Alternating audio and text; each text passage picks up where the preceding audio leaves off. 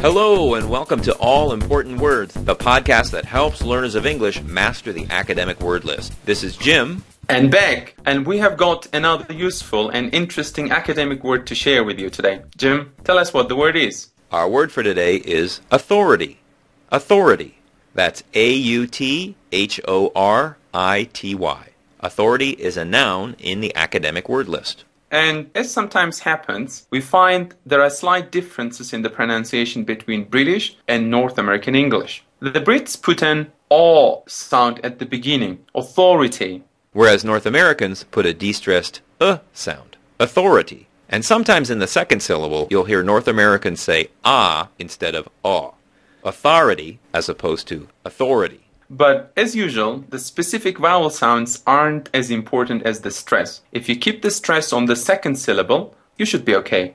Now this word has several different meanings, but we want to talk about the meanings that are most common in academic writing and speaking. The first one is the power to make decisions or tell people what to do. So if you have authority, you have the power to decide things or order people to do things. And here is an example. The protesters challenged the government's authority to cut spending on social programs.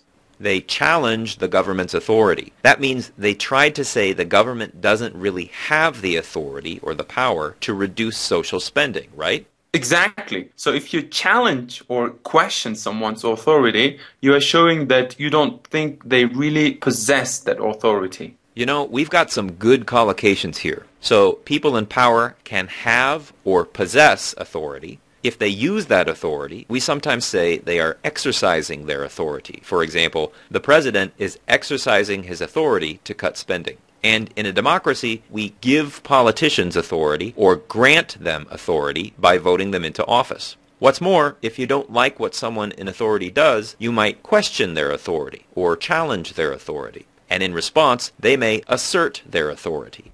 And to assert means to say something in a strong way. For example, both Korea and Japan have asserted their authority over a small group of islands in the East Sea. So both countries say they alone have authority over these islands, and they have challenged the other country's authority over them.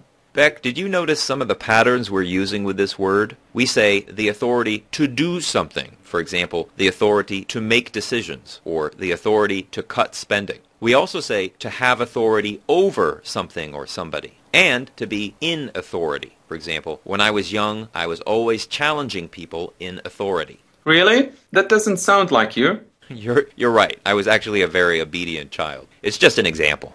Oh, okay. And one more thing. In this meaning, the word is always uncountable. We would never say the two countries have challenged each other's authorities over the island. We would say they have challenged each other's authority over the island. That is an important bit of usage. So is this word always uncountable? Not always. It's countable when it's used with the second meaning we are going to talk about. And that meaning is someone who is considered an expert in a particular subject. So an authority can also mean someone who's very knowledgeable about a certain subject. For example, Professor Blight is considered a leading authority on the history of the American Civil War. In other words, Professor Blight is a top expert in the field of Civil War history. That's right.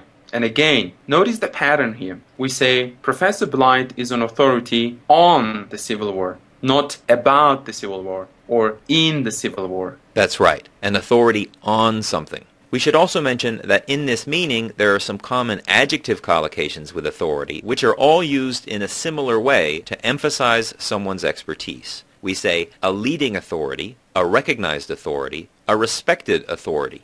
And if someone is the top expert in their field, you can say he or she is the foremost authority on such and such. Wow, there is some really useful information for our listeners here today. Maybe after listening, they will feel like authorities on how to use this word accurately. Well, as long as they feel more confident using it. That's the important thing. Right, Beck?